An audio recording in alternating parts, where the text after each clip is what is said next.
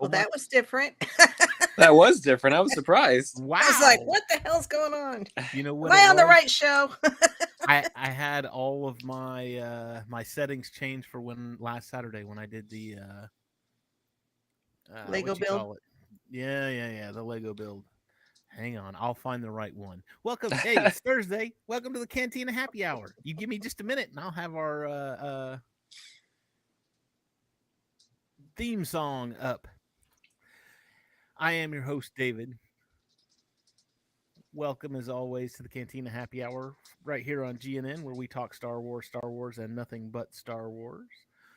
With me today, as always, is Debbie. How are you, Debbie? Long time no see. Yeah. It seems like yesterday or last night. Doing good. Cool. If you missed last night, well, hang on. Let me No. I'll get there in a minute. Yeah, he's going to embarrass me, so be prepared. Also with us tonight is Cam from Cam and Focus. How are you, Cam? Hello, doing good. How are you? Hey, we actually got video with Cam today. I know. Well, I'm. The move is pretty much over. I mean, this is what the room looks like right now. So it's kind of a catastrophe still, but I'm getting there. Very cool. Also with us tonight, special guest John Ambrose. How are you, John? I'm doing well. Can you hear me? Yeah. All right, because I'm having trouble with the audio part again. So John was also with me and Debbie last night. We did a really good podcast, and that's like the title is Really Good Podcast. Had a ton of fun with it. Talked about our favorite superhero movies. Just stuff we liked, stuff we didn't like. It was a whole lot of fun. So and we had this too. We had this. I still love the confused look on Brandon Root's face. Yeah, in case you didn't know, I'm starting a new YouTube show called Brother Husbands. Yeah, Brother Husbands. Although those were not all my husbands, so yeah. Thank you, Biscardi. The harem is larger than that, so much larger. But anyway, go check out Really Good Podcast. We had a lot of fun last night. It really was a good time. Good time had by all. Well, tonight we're gonna start, and I know, John, this one's gonna be rough for you. We're gonna start with the Bad Batch, and I know you haven't watched the. You're not caught up yet, so that's fine. By the time I get caught up to it, I'll forget about all this anyway. So we're gonna start with the Bad Batch. We're gonna talk about the Bad Batch, and then we'll talk about obviously the latest Mando trailer. So, and then whatever else pops into our heads as we move along down this road. So, Bad Batch Season 2. We got another Bad Batch episode without the Bad Batch. So, what was everyone's thoughts on this one? I thought it was a good episode. Thought it was in my opinion, a good character arc for Crosshair. I think he is finally seeing the light. He's getting the best character arcs throughout this season, I think. Yeah, I mean the best arcs, the best and most amount of development. Yeah. I mean, all the best episodes are his. It's this one was really interesting. If you haven't seen it, by the way, we're talking spoilers, so there are many spoilers ahead. Starkiller dies at the end. Sorry, Debbie. Sam Witwer bites the big one. Sam Witwer, yeah. Oh, I gotta add him to my husband list. Oh yeah, forgot about that. John Biscardi, if you're watching, we got several names we gotta add. William, I know this is bugging you too. So anyway, it's gonna be like a Mortal Kombat tower.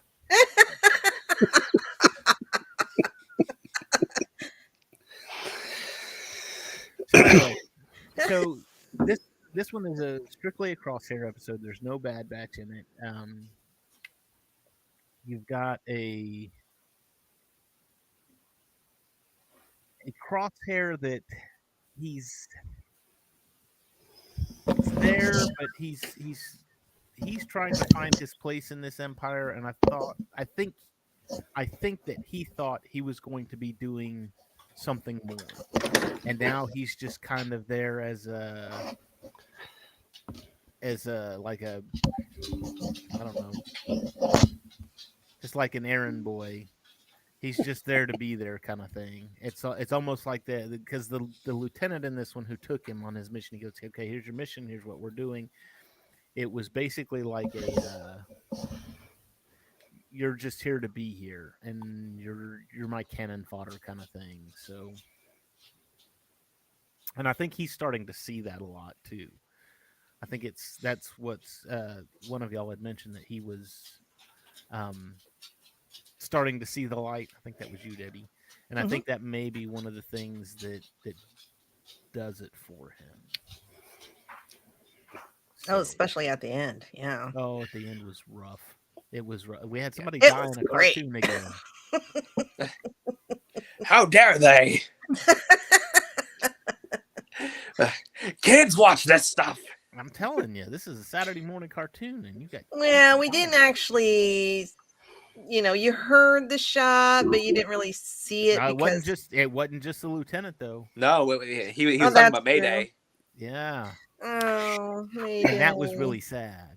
Why do they keep introducing these good characters in one episode, and then by the end of the episode, it's like Game of Thrones. Nobody's safe. Or The Wire. Last of Us is the same way. I find it interesting too. Okay, so they come down to these clones, and I think this was something that kind of helped build Crosshair a little bit. If you remember from the first Crosshair episode, I think that was episode 3 of the season, 3 or 4 of the season, to where it was he seemed very alone. I mean, even the clones that were there in his garrison, he wouldn't eat with them.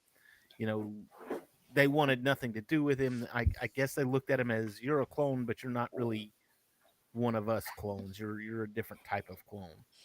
And when they get to the planet, the planet is like Hoth times 10.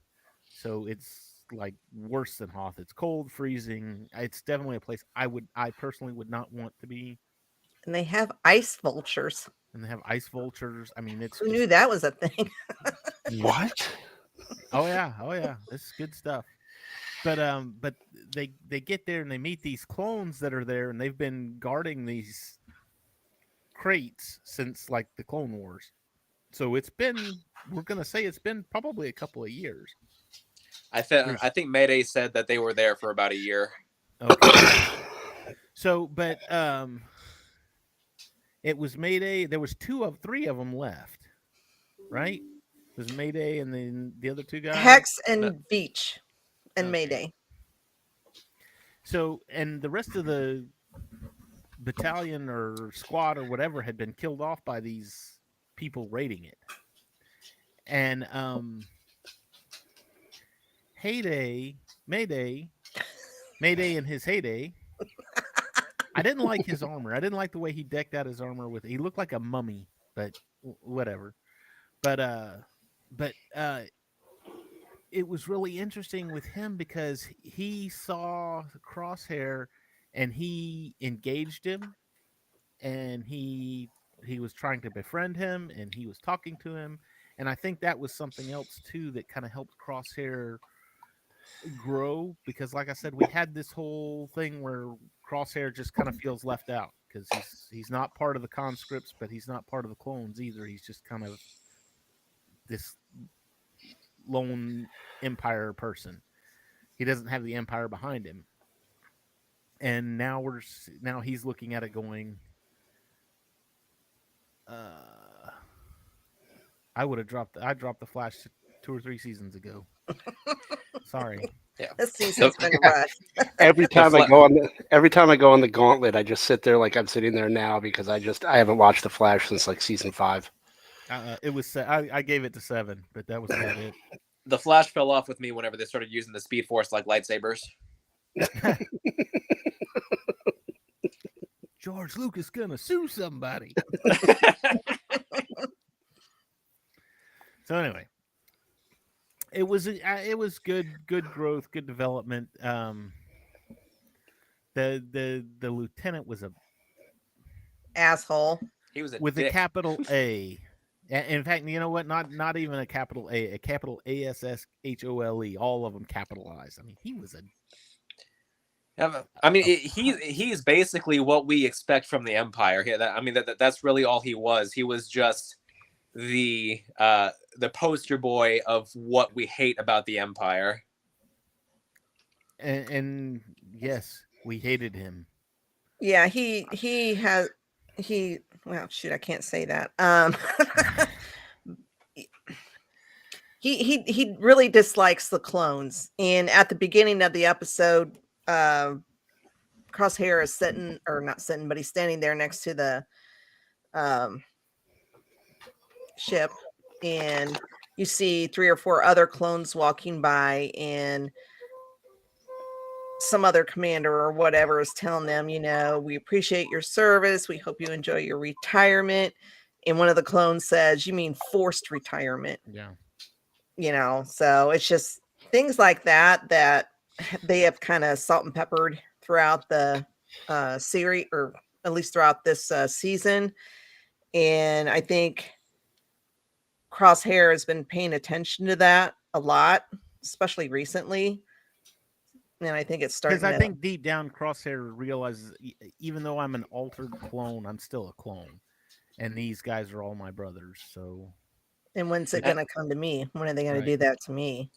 And I think that a big part of him and part of what's helping with his character growth is the fact that I think he misses the camaraderie of not just of Clone Force 99, but in general. Whenever Mayday died, I mean, you just see it painted clearly on his face. I mean, he was torn about that. I mean that just ripped him apart. Yeah, and it wasn't just that he died; it was the manner in which he died. Because, okay, as a quick recap, Mayday and Crosshair were sent off. Two of the carts, the cartons and cratons. They had been stolen by these scavengers, and he sent those 2 off to go find the 2 crates that were stolen. Big avalanche happened. They kill all the guys. They get the crates. They find out that the crates are the new stormtrooper armor, which is like, oh, hey, we've had all this stuff here this whole time, and we haven't been able to use it. And then avalanche happens. They barely survive. Then they have to walk all the way back in this unforgiving terrain, snow and ice. They walked there. They had dug tunnels, so they were able to go through the tunnels, and it wasn't as bad. But going back, I guess the tunnels had filled in. And he gets there, and he's basically carrying him. They're barely walking. They fall. The lieutenant sees him, and he goes, "Quick, get him a medic. Get him we can fix him. Get him a medic." And that lieutenant was like, "Oh, no, he's just a clone. Just let him go." Yeah, it's a waste of resources for the Empire. Waste of Imperial resources. And I was just like, and the lieutenant, I mean, just the kudos to them. And I know it's animation and there's like no lighting to it, but the way that they shadowed his face and the way that they, his face looked, I mean, he just looked evil.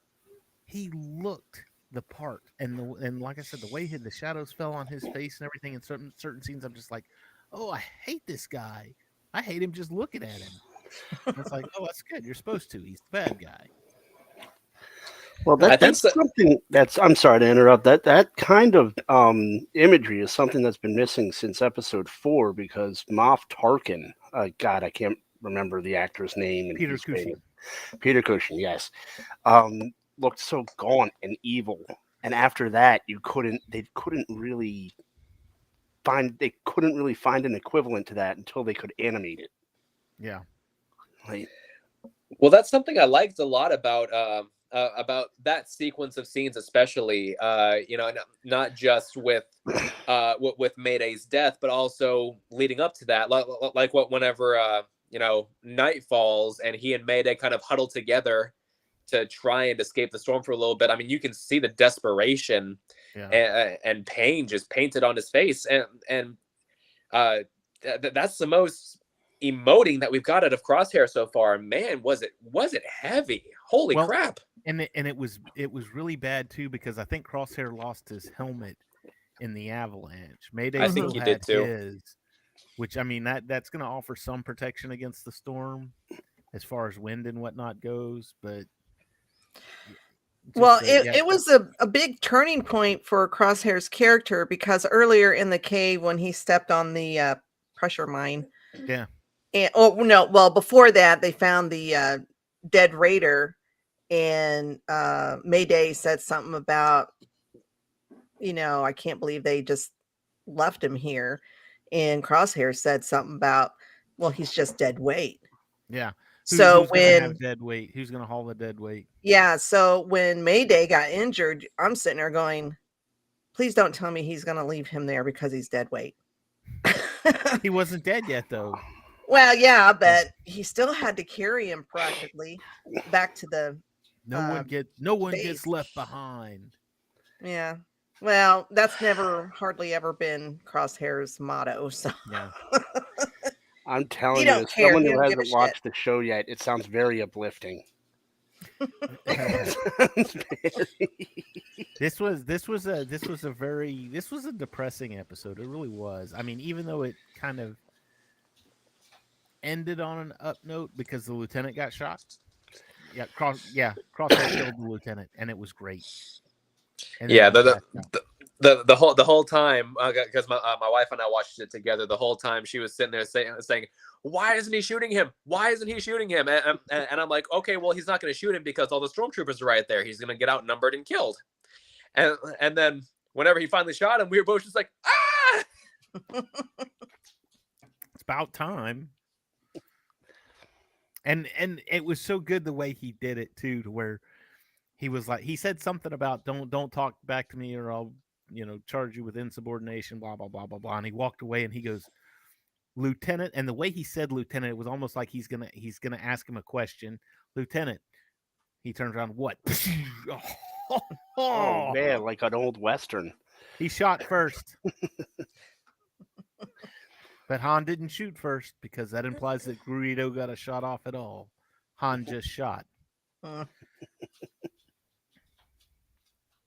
anyway, a lot of growth here. Again, an episode of the Bad Batch without the Bad Batch, which was again, it's probably one of the better episodes that we've had this season.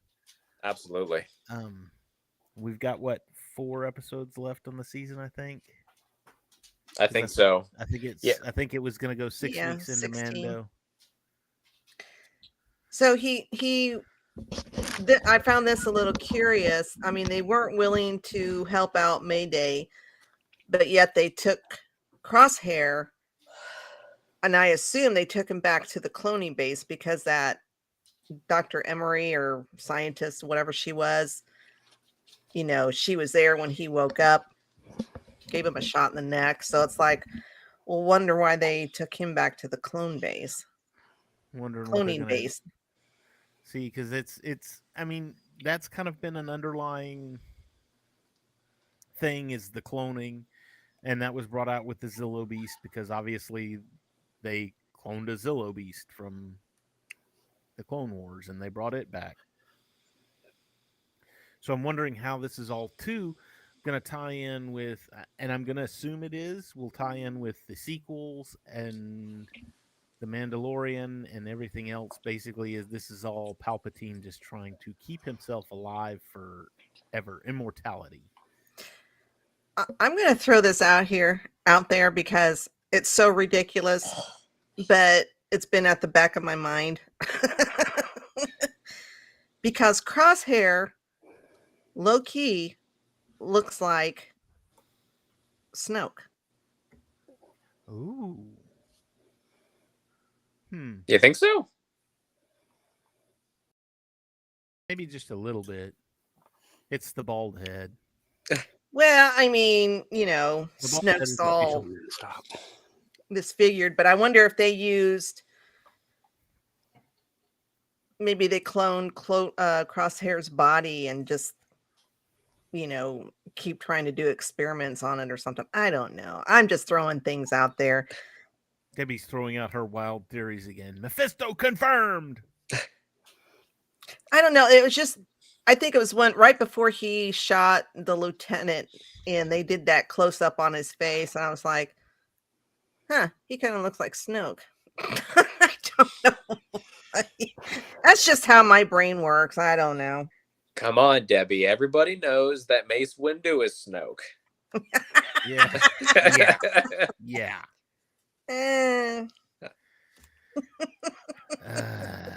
And I know because that one YouTube channel with 300 subscribers told me so. That I'm sorry, Mace Windu would not dress in a golden robe that would make I can't even think of his name now. Liberace. Hugh Hefner or Liberace. Either one of them turn it down. Yeah. I don't see Sam Jackson doing that. He'd be like, no, what? Do I look like I play piano? He'd have the initials MF.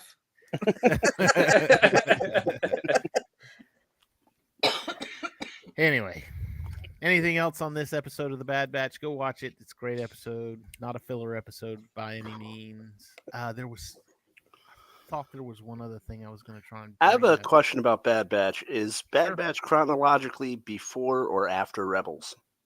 Before. It takes place like 1 to 2 years after Order 66. Well, the first season takes place like just after Order 66. It opens with Order 66, but season 2 is like 1 to 2 years after. Yeah. Great, so I'm gonna have to wait 2 more seasons after Clone Wars to meet the Grand Inquisitor. What? Oh, well, that's in Rebels. That's in Rebels. Yeah, that's now if it's chronological, I have to watch Bad Batch then Rebels, and I want to meet the Grand Inquisitor. Oh, well, go watch Rebels. It doesn't Yeah, matter. go watch Rebels and come back. Each one of them self-contained. You'll be fine. Yeah. All right.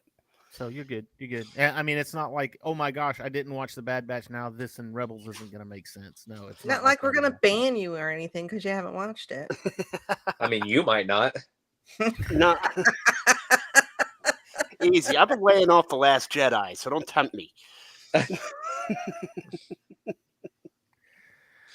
Okay. Anything else on the Bad Batch? We good with the Bad Batch? We're good. Let's get the Mando. Yeah. Let's get the Mando. Because this Space Daddy. Pedro Pascal. So the that needs to be on your husband list too. Yes, I've added him to my husband list. Yes. There's another one, John or William.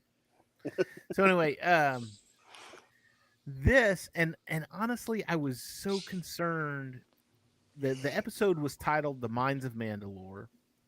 I was like, okay, cool, because honestly, I was thinking he's got to go bathe in the mines of Mandalore. It's going to take him all season to get there. I mean, he might get there in like episode 7 and bathe in episode 7, and then he redeems himself in episode 8, and then you got to fill all this time before. But we got there on the second episode, and boy, howdy, was I excited. Why does he have to bathe in the first place? To redeem himself for the sin of taking off his helmet. But doesn't he have the Darksaber? Like, isn't he in charge? Can't he be like, nope, Darksaber, done? It depends on what clan or sect of Mandalorians you are part of. His sect is very strict. Yeah, don't remove your helmets. I don't care if you have the Darksaber or not. Don't remove your helmet. It's like almost ritualistic. Yeah. We were talking about or maybe I saw a YouTube video on it to where it's not moved from, but it's a lot more spiritual in this one as far as his sect goes. Just because you had the first one with the the kids and the. I was talking to somebody the other day. They said, and Darth Gator came up and attacked all the kids. And I was like, ha, that's beautiful. Darth Gator. Love it. But anyway, and we had Darth Gator again, too, but he was a little tiny one this time. And Anyway, this one those ones could fly. I don't think the other one flew. No, it didn't. But anyway, so this, and it's a lot of dealing with it. It's like a baptism, like the Christianity's baptism. You know, it's a cleansing. You're drowned and reborn kind of thing. So just because his sect demands it, he has to go bathe in the waters of Lake Minnetonka. Purify yourself. So anyway. So he actually goes to Tatooine first. We get to see Pele. No, I was trying to think of the actresses. It's Amy something or another. But anyway. Sardis. Sardis, yes. No. Oh, it's something like that. Yeah. Amy. We get to see her again. We get to see her character again. She's running scams. We had an Easter egg. It's Boonta Eve. We all know what happens. Oh, there's Stephanie Sedaris. There you go. I was close. Started with the mess. Hi, Stephanie. So anyway, we had Boonta Eve. That's again an Easter egg. That's from episode 1. Boonta Eve is the pod race. That's the pod race that Anakin was in. There's another pod race on Boonta Eve. And I read something about this because I was curious. I was like, what does Boonta Eve mean? Why is it that? And I guess according to the lore of Tatooine, Boonta was a Hutt, and he was like the Hutt of Hutts. I mean, he was like the big, you know, he was the ultra supreme commander of the Hutts kind of thing, and Boonta Eve is named after him. There you go. Little Star Wars history there for you. Is it his birthday? I don't know. I don't. It could be he won a major battle against something or freed the people of Tatooine from some other tyrannical leadership. I don't know. Boba Fett's mentioned in this one again, which is cool. We got Amy Sedaris mentioning that. We got R5D4 back again, and he has made an appearance. He made an appearance in the original trilogy and the prequel trilogy. He was on Tatooine, and now this, and now in the original trilogy, was he the one that broke down and made them buy R2? And in fact, if they even went into such detail on this when I was actually watching if you go back and watch the what's the making of thing that they release right after the show, the gallery, yes. If you go back and watch the gallery from, I think it was the first season, they sit there and say they even painted it so it looked like his motivator had blown at some point. So the attention to detail was very good. Thank you. So, she sells him R5D4. She scams him basically. Oh yes, he's an adventure droid. He's a Republic hero. Republic hero, she called him. From a certain point of view. From a certain point of view. Which I think that was actually a nod. There was a comic book released once, and it was just like a silly comic book, not a real life, oh my gosh, this is canon comic book. But I think there was one released about R5D4, and he was like a Jedi droid. And he knew that R2 was carrying something important, and he knew that R2 had to go with Luke, so he blew himself so that R2 could go with him. And it was just this whole story about him being a Jedi droid. It was actually, I think that's in the book from a certain point of view. There's a story about that, how him and R2 communicate, and R2 convinces him that what he has is important and he has to be sold to the Skywalkers. Then and if you watch the not watch, but if you listen to, you can go online on YouTube and find the radio dramas, the Star Wars radio dramas, which they're just amazing. They include a lot of stuff that wasn't in the movie. Mark Hamill voices Luke Skywalker. I'm trying to think if there was anybody else that was original, but anyway, one of the scenes in that was R2 was actually fiddling with R5 so that if R5 got picked, he would blow his stack literally and give R2 the opportunity to go in front of him. So that was interesting. Anyway, okay, Tatooine, back on Tatooine. He leaves Tatooine, goes to Mandalore. By the way, Tatooine, that what was the line Luke said? If there's a bright center to the universe, Tatooine is the planet that's furthest from. And as it seems right now in Star Wars, Tatooine is the center of the universe because everything happens there. Yeah. Can't stop going back to it. It's been everywhere. You know what? I don't think it was in the sequel trilogy. Got to think for a minute. No, but we had Jakku. That was close enough. No, wait. Yeah, it wasn't the sequel trilogy. It was in the last scene of The Rise of Skywalker. Yeah. Where she goes back and buries the lightsaber. It sure was. Okay, yeah. Tatooine's where everything happens in. All it's over the place place. To be. I like the meme where Leia's yelling at Darth Vader. He's like, "I love you, daughter," and she's like, "You blew up my home planet." He says that was Moff Tarkin's idea. I wanted to blow up Tatooine, but he said sand would get everywhere. Okay, let's go to the mines of Mandalore. They send he sends the droid out to check the atmosphere. Let me ask you this: he sends the droid out to check the atmosphere. The droid gets lost. He pressurizes his helmet, and then he goes out and checks it himself. What was the point of getting the droid? Yeah, the droid ran the analysis. Oh, but I mean, Mando didn't? Couldn't he have done it himself? He definitely maybe they didn't teach that at his school. I don't know. But well, I mean, he could have just bypassed the whole checking to see if the planet's breathable thing and just kept his helmet pressurized.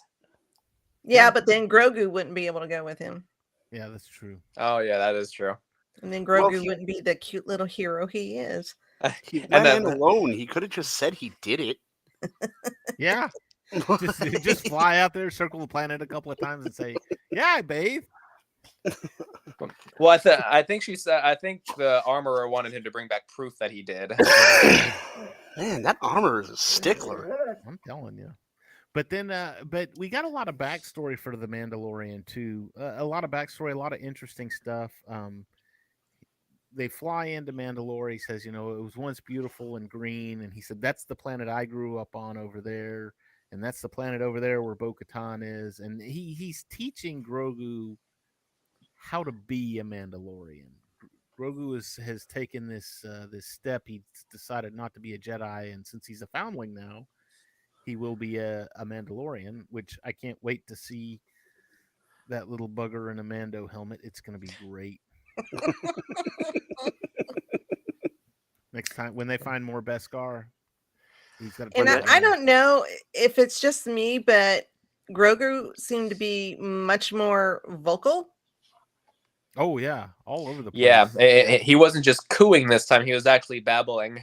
Yeah, it's kind of gone from like Gremlins to Gremlins 2. Like it's not just Gizmo cooing; he's actually saying sentences and babbling. And it again, I don't know if this was just me, but whenever he had to interact with Bo-Katan, he seemed to have like a little bit of an attitude, like or he'd curl his lip a little bit, like biatch. He came out there ready to rip him a new one because she thought it was Mando saying, look, it's not happening. Go away. But Mando gets trapped by this cyborg thing. Biomechanical. It was like a spider cyborg. It Yeah. was, it was like Grievous though, to where it had. That's what I was gonna say. It was like Grievous. Had human parts to it. What were your thoughts on that? Maybe it was Grievous. No, Grievous fell on Utapau. Yeah, well, and see, it couldn't be Grievous because whenever Grievous died, he had flames coming out of his eyes, and that thing had a perfectly organic eye. That's right. So we don't need these dots connected. Darth Maul got cut in half. Okay, he came back. Not with organic legs. Yeah. I don't know. I think maybe there's Grievous's planet has a history, and maybe they're going to tie that into this. I don't know. I mean, there is I just think it's. I look at it and say they had the I forgot what they were called, the Morlocks from the Time Machine. You know, yeah. The monster. Oh, the Amaleits. Amaleits, yes, the Amaleits. They had the Amaleits, and I think there was even a mention of, if they're still here, what else is still here? What else has survived the chaos and the destruction of Mandalore? So maybe that was just an indigenous species to Mandalore that survived the blast. I have a question about all this, though. Do we witness what happens to Mandalore, like in the Clone Wars or in Rebels? Because it seems like a pretty cool place to live. We hear little bits and pieces here and there, maybe a couple little flashbacks, but I think we had like one small flashback in season 1. The final season of or season 2 actually. So you had the final season of Clone Wars. Yes, deals a lot with Mandalore, especially that last little bit, and then in Rebels, it carries over, and Sabine is trying to help Bo-Katan regain Mandalore, unite the clans, unite us. So, and then that's kind of the last we see of it until now. I mean, it wasn't mentioned or said anything about during the original trilogy. So this is kind of it's always just been like the rumors and hearsay. But like when I growing up in the 80s and 90s, you had, how did Darth Vader become Darth Vader? Well, he and Obi-Wan, the story was that he and Obi-Wan had a lightsaber duel above a lava pit, and he fell in. And, George Lucas made that true, obviously, but you knew how it happened, but you just didn't see how it happened. It was talked about, but it wasn't ever seen. Or what made those circumstances happen. Like, why would Obi be fighting Anakin and blah, blah, blah. So that they talk about how he was seduced, but it doesn't show you how he was seduced or what seduced him and stuff like that. So a lot of it was left to the imagination. Right. No, that's going to be in the next Disney Plus series. Yes. The next Disney Plus series will be called Mandalore. What really happened? They didn't spin. It was not a good trick. So then, so they land on Mandalore. The air is clean. They fight the Amaleits.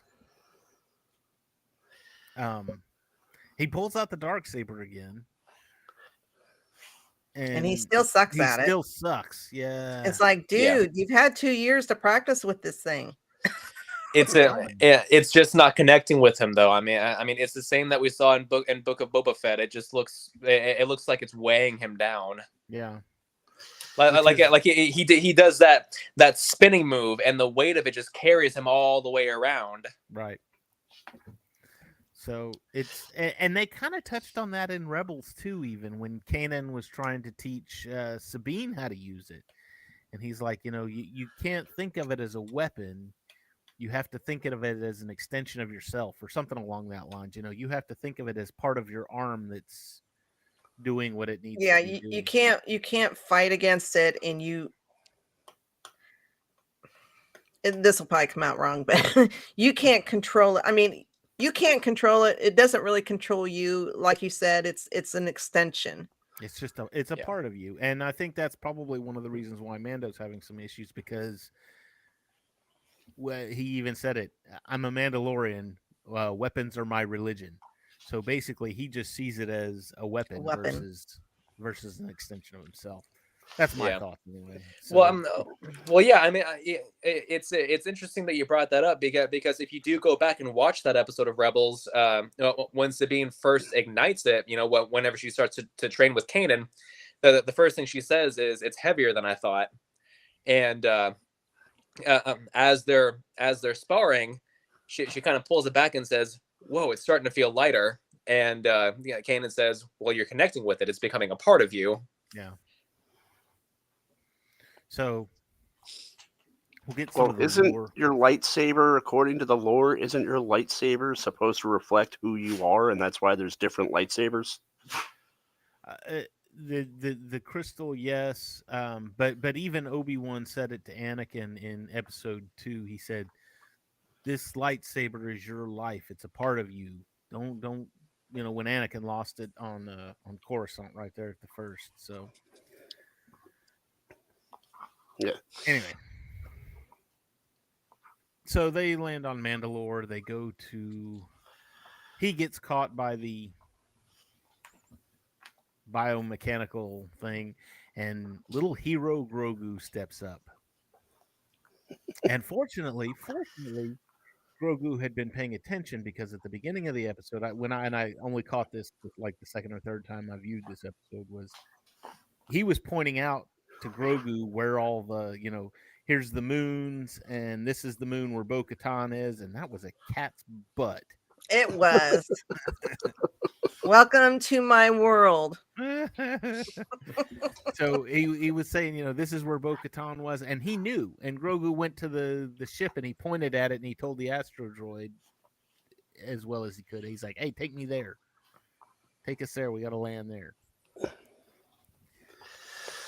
So he's following Mando. He's listening to him. He's catching up on what he needs to do to become a Mandalorian. Sorry, he got my wrist. Yeah.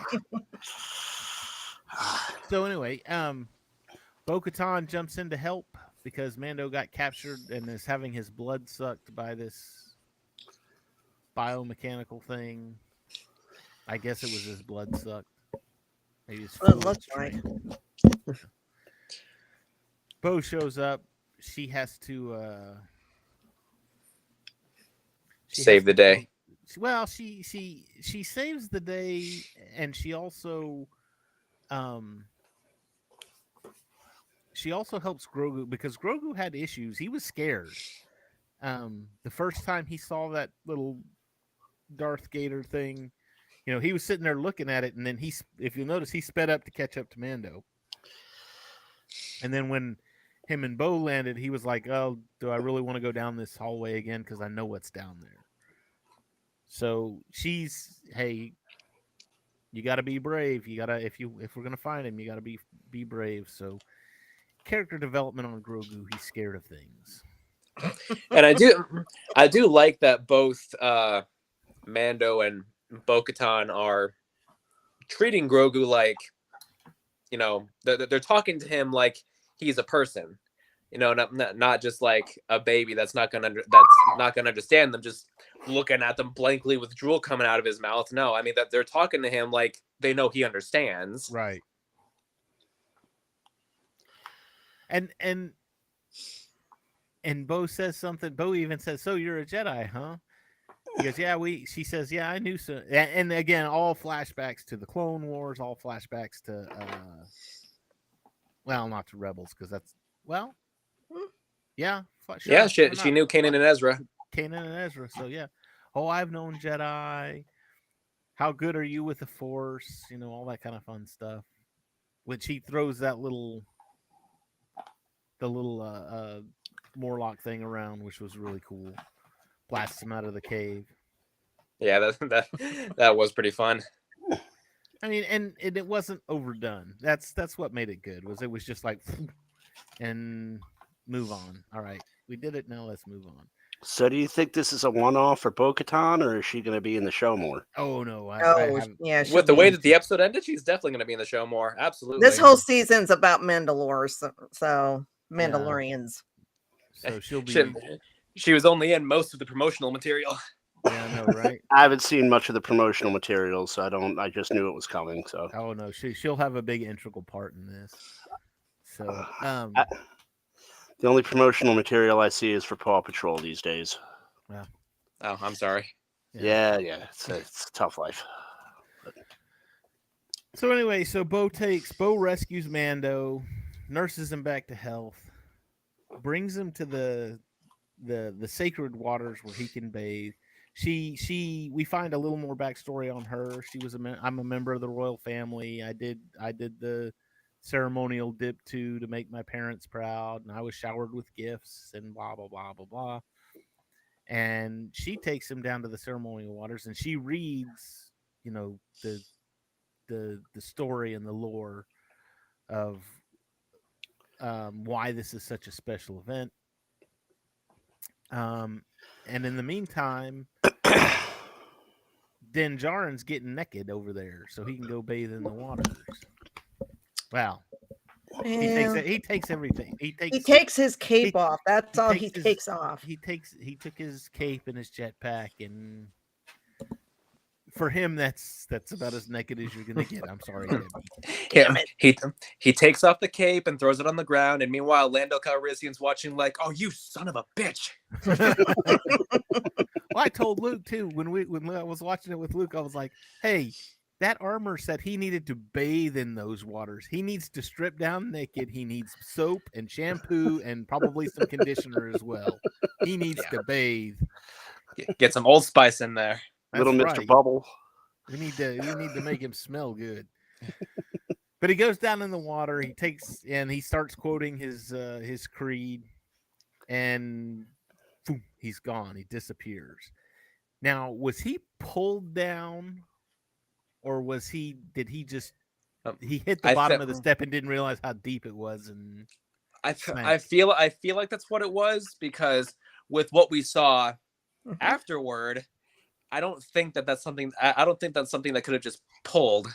You would have seen ripples in the water, and plus, in the very first episode when the Darth Gator attacked, you seen other Mandos who kind of, when they were thrown into the water, they sunk. Yeah, and other Mandos had to go get them. So that Beskar is not heavy. Very pretty weighty. Yeah, so I think he just went a step too far and just sunk. and again, Bo-Katan reaches out and goes and saves him.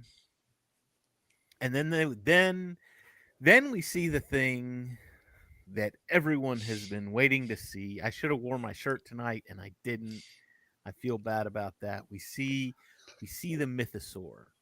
This they keep calling it a mythical beast. It doesn't exist, the mythosaur, but by God, there it was, and in the water. And I think the armor even said it may have been this season. Maybe it was. I don't know. The armor said previously that the mythosaur would rise from the waters, and I don't know. There was a prophecy about it that he rise from the waters and Mandalore could be reclaimed, kind of thing. Whoever could tame the mythosaur would lead Mandalore. So are we gonna see some mythosaur taming in this one? That's gonna be the last 3 episodes of season 2 of Book of Boba Fett. And then they're gonna ride into the sunset, Boba Fett on his Rancor and Mando on his mythosaur. Yeah. Like Butch Cassidy and the Sundance Kid. Yeah, but with how big the mythosaur is, it would just look down at that Rancor and just and eat it. Yeah, gone. We didn't see much of it. We saw the horn and the side of the head. I'm But that thing looks massive. It looks massive, and I'm anxious to. I've got a feeling we're gonna see one by the end of the season, like a full on. It just popped out of the water kind of thing. So I'm anxious to see it. Yeah, I think they're gonna try to do what they failed to do with Godzilla in 1998. They're gonna show pieces of it, and then they're gonna do the big reveal. Oh, like yeah. I think, and they're gonna go for the payoff. Yeah. And I think and then Matthew Broderick's gonna come up and look and that's a lot of fish. And then you'll have Liam Neeson pop up and goes, "There's always a bigger fish." Exactly. I'm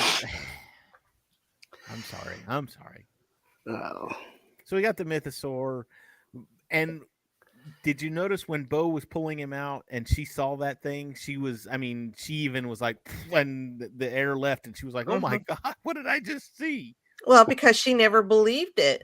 It was all rumors and legends and mythical. It was a mythical beast. Yeah.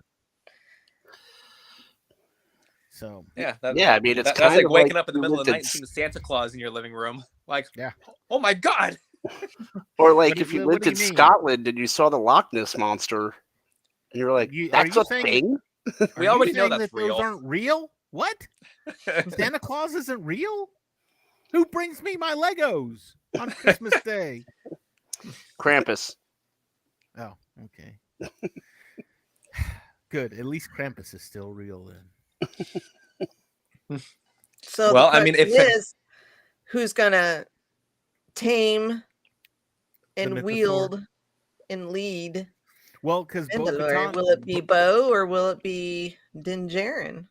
I mean, Din Djarin can't even handle the Darksaber. What's he going to do with a dinosaur?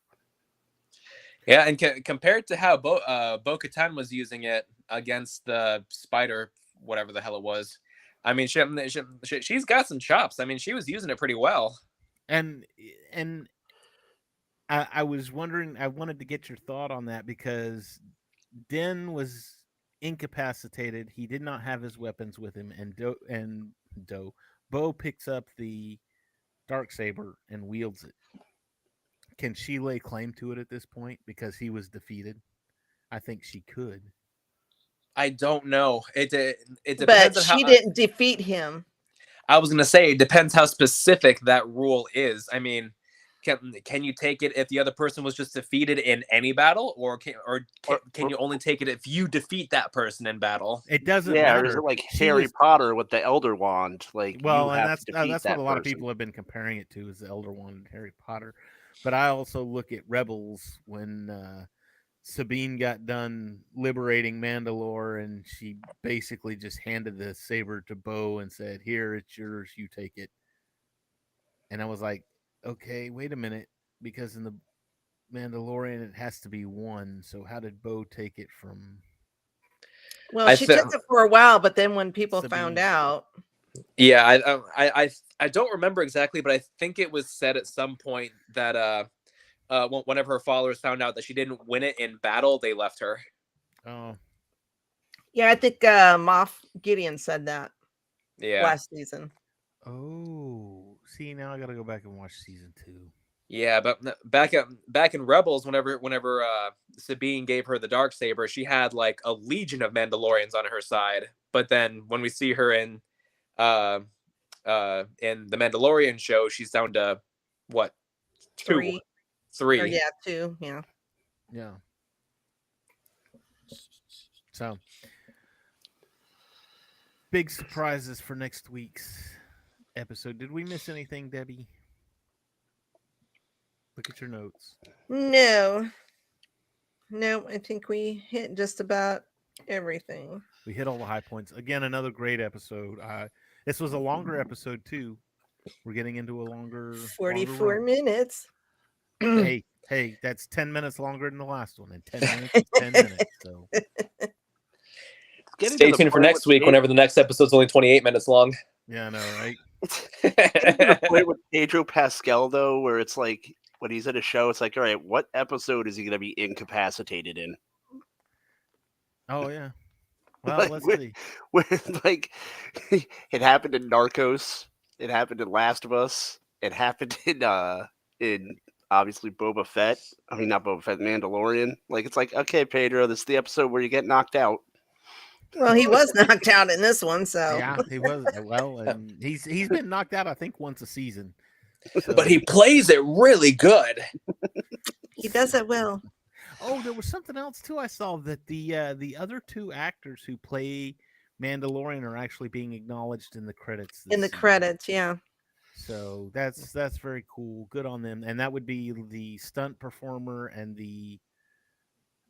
I want to say maybe the fight choreography is done by somebody else other than Pedro Pascal.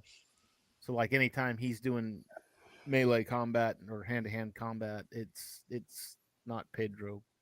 Pedro's basically there to give a voice and walk around. And he does it well. And he does it well. Very monotone, very flat. Yeah, it's funny seeing the uproar of some people. It's like, what do you mean it's not Pedro Pascal doing all those stunts himself? It's like, do you know how film works? Harrison Ford didn't do all of his stunts in the Indiana Jones movies. You only did a lot, though. He did a lot, but he didn't do all of them. You It's only like do not your own everyone is stunts Tom if you're one of two Cruise. people: Keanu Reeves and Jackie Chan. That's it. No, Tom Cruise does the stunts. Tom Cruise does, yeah. Tom Cruise is a waste of skin, though, so we don't count him on this show. But it's easy. But when you're like 5'0", it's easy to get air and like you don't land hard. You kind of just float back down to the ground. It's like Danny DeVito. Your center of gravity's low. You don't.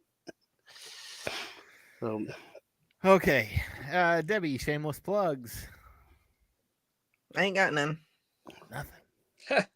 MCU Mondays is the other show that Debbie's on. She's the co-host over there.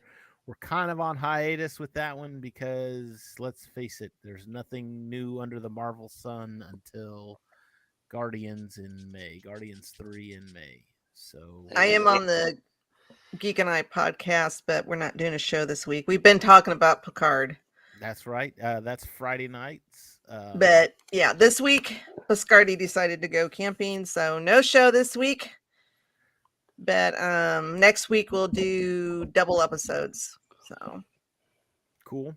So check out Geek and I podcast. That's Friday nights. And then, like I said, Debbie and I were both on. We both pop in and out of a really good podcast. So we've been enjoying that. Cam, anything? Shameless plugs on your end? I am currently working on a new Cam and Focus. I'm trying to have it out for the 15th, which would be on my regular schedule. Can't guarantee that with everything going on right now, but I'm working on it. However, at the end of the month, I'm trying to I put this out in the GNN chat already. I'm trying to organize a Cam and Focus Try Not to Laugh challenge, where I watch short little meme-ish or funnily edited videos of anything geeky, Star Wars, whatever, and see how long I can go without laughing. Cool. I might want in on that. Yes. Should be a lot of fun. I'm picking up on streaming again. That's going to be starting not this coming Saturday, but next Saturday. I'll be starting a new game of Elden Ring, and the audience is going to have control over what I do. So when are you going to start reading your books again? Not sure yet. I want the book back. As soon as I find it in all those freaking boxes that I have. Oh, John. As we all know, it's International Women's Month. I've got an article coming up on Kathleen Kennedy and how she came to be where she is from.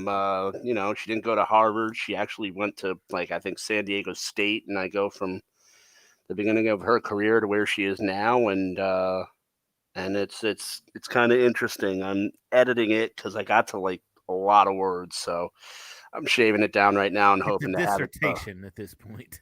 What's up? It's a dissertation at this. It's a point. dissertation at this point because the lady did a lot of stuff, so now I got to pick and choose what to leave in. Yeah. But I'm gonna have it hopefully ready by tomorrow afternoon to publish. Then, of course, you can see me with the rest of the gang on Geek Gauntlet, hosted by William Morgan. And also, I'm going to shamelessly plug someone else. On March 25th, Retro and Wolf, our streamers on the Twitch streamers, Devin Stewart and Becky Rainwater, they're going through a hard time right now. Their cousin has stage 4 cancer, so they're going to be doing a charity stream on the 25th on YouTube, a 12-hour stream. If they hit their targets, Devin is going to shave his head live on the stream in solidarity with his cousin. So we are going to try to plug that as much as we can and get them the viewers so he can get a little bit of support. Cool. That's all I've got. Cool. Tomorrow is Mario Day, Super Mario Day, March 10th. For those of you that didn't know, is MAR, March 10 Mario. I think I get it. That's a great one. Of course. Have you never celebrated Mario Day? No, I'm playing with you. Oh, okay. So Johnny Lynch is dropping an article, I think tomorrow, about Mario. Has a lot of good stuff in that. It's always a lot of fun to catch up on these cool geeky days like Mario Day and May the 4th. And he always has these little factoids that you no one else picks up on, so it's always interesting to read what he's got. And all of these articles that we have been talking about can be found on geeknewsnow.net. Geeknewsnow.net, that's our website. You can find us on Facebook, on Twitter, on Instagram, on Twitch, on YouTube. All of them, all the social medias. Just don't look up GNN, because GNN will get you to a newscast of some kind. A foreign newscast. A foreign newscast. Well, not an English newscast, let's say that. We're not associated with them yet, but we're getting there. Look up Geek News Now. Look up that. You got to Geek News Now. You got to spell it out. I'm sorry, but we're working on that. But check us out. Hit the like and subscribe button so you can catch stuff like this. I've got some more Lego streams I'm going to try and do. I've got 2 or 3 more Lego sets here at my feet that I want to do some live streams on. So like and subscribe so you know when we do go live. MCU Mondays on Mondays. Really Good podcast on Wednesdays. Geek and I podcast on Fridays. Geek Gauntlet on Saturday. Man, that's like almost every day of the week. We're doing good. Yeah, and then when's CLL? When's Captain and Log and Lightsabers? When do they go on? I don't think they do a live. I think they do a recording. Oh, okay. And they dropped it. Yeah, check out all the other podcasts, Captain's Logs and Lightsabers. All of our shows are condensed down into podcast form where it's just the audio, so you can listen to us at work and all that kind of fun stuff.